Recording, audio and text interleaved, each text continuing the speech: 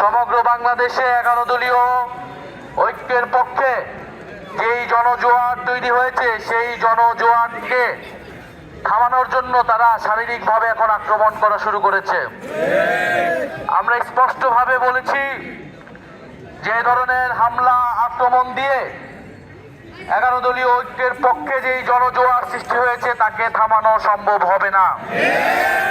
আমাদের উপর যত হামলা হবে আমরা আরো তত বেশি শক্তিশালী হব, তত বেশি আমরা ঐক্যবদ্ধ হব।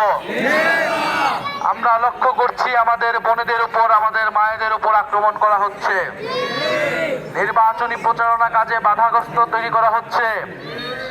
নির্বাচনী প্রচারণা করা যে কোনো দলের, জোটের বা ব্যক্তির গণতান্ত্রিক অধিকার, রাজনৈতিক অধিকার। এই গণতান্ত্রিক অধিকারের জন্যই শরীফ ওসমান হাদী ভাই জীবন দিয়েছেন। জুলাইয়ের গণঅভ্যুত্থান হয়েছে মানুষের ভোটাধিকার প্রতিষ্ঠার জন্য। আমরা সেই ভোটাধিকার প্রতিষ্ঠার জন্য আমরা 12ই ফেব্রুয়ারি নির্বাচনে অংশগ্রহণ করছি। এই 11 দলীয় ঐক্যজোট একটি ইনসাফ ভিত্তিক, সুশাসন ভিত্তিক বাংলাদেশ প্রতিষ্ঠা করবে, যেখানে দুর্নীতির কোনো সুযোগ থাকবে না, সন্ত্রাস এবং চাঁদাবাজির কোনো সুযোগ থাকবে না। ফলে একটি দল ভয় পেয়ে গিয়েছে, কারণ চাঁদাবাজি, সন্ত্রাস ছাড়া সেই দলের অস্তিত্ব টিকিয়ে রাখা কষ্ট হয়ে যাবে। আমরা আপনাদেরকে 12ই ফেব্রুয়ারির পরে তওবা করার সুযোগ দিব। আপনারা এত ভয় পেন না, আপনারা তওবা করা আবার রাজনীতিতে আসবেন। আপনাদের উচিত ছিল 5ই আগস্টের পরে জনগণের সামনে তওবা করে রাজনীতি শুরু করা।